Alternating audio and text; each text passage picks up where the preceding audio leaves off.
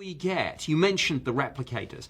Suppose we get the technology, alien tech, that enables us to change lead into gold, Right. the old alchemy Yeah. thing. Sounds like a good thing, but if our monetary policy is based on certain things being scarce, Yeah. and I mean another example, people talk about asteroid mining. We Right. tow a big, with alien tech, we bring a big asteroid to Earth, and suddenly, instead of a tiny, tiny bit of gold, Yeah. it's all over the place. Does that create risks, economic risks, and then social and political risks of its own? Well, the injection of alien technology, for sure, if it's going to be made available, or if the aliens find a way to make it available through some type of DIY or whatever, or put white label it onto some platforms where people can copy it, what it will do, it will collapse economies. And there will be a very rough period for a small amount of time until it recoalesces into a new type of economic system globally. I think we're going to move out of the fiat currency system.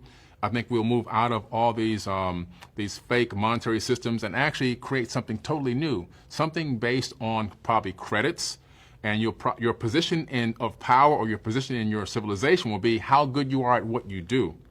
And that technologies will then be used to free up the burden of mankind and allow mankind to then follow their passion and work for basically free. Will we always, well, that's interesting. Do you think we'll always have money, or will that concept itself become obsolete? I think the concept of actual money is going to become obsolete in the future. It has to for us to advance into a golden age.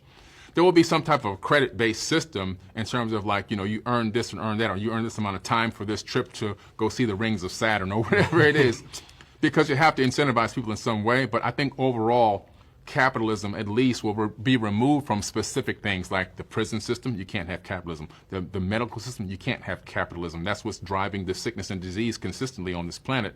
The fact that the medical system is capitalizing, but they don't want people to be healed. You have to remove capitalism out of several other industries in order for us to become a thriving culture on this planet. So it sounds as if, looking at this optimistically, humanity could come together and first contact, with the aid of the alien technology that we might acquire, could take humanity into a sort of golden age where all the problems that currently beset us on Earth, war, starvation, poverty, disease, hatred and prejudice, all that could be a thing of the past. Absolutely. It sure can. And the reason why is because technologies and the understanding that we're not the only ones is going to be such a freeing thing for people. Over time, it'll become much better here. If you look at the yuga cycles from the ancient past, the ancients told us that we're living in these great cycles. And right now, I believe that we're in the Tetra Yuga, which is called the Silver Age, and we're heading back up into a Golden Age. On the far side of that is another Bronze Age. However, there's nowhere ever written that says we have to go back into this cycle over and over again.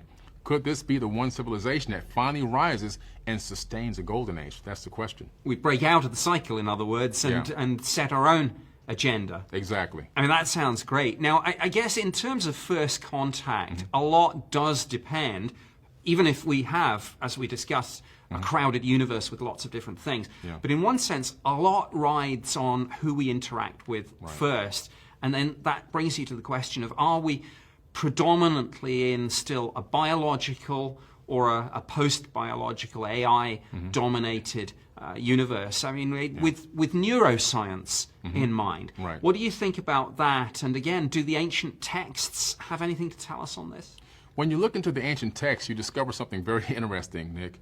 They begin to talk about this sleepy time, or this age of dream time, or dream space, they call it, where we're actually living in some type of an illusion, and that everything here doesn't really exist, but that our true real selves exist in another dimension. If you also look into the Emerald Tablets of Thoth, he begins to talk about the fact that we're in a matrix, believe it or not. The Bible even talks about this. The Bible mentions the matrix 6 or 7 times throughout the Bible, and they say the matrix is a womb in order to come to the next level. In order to come to the next level of consciousness, you have to be born through that womb to wake up and be able to look back on your previous self and see that you've risen up to a higher level consciously. So the matrix is true and real to these ancient cultures, and I believe that we're living in an age right now we potentially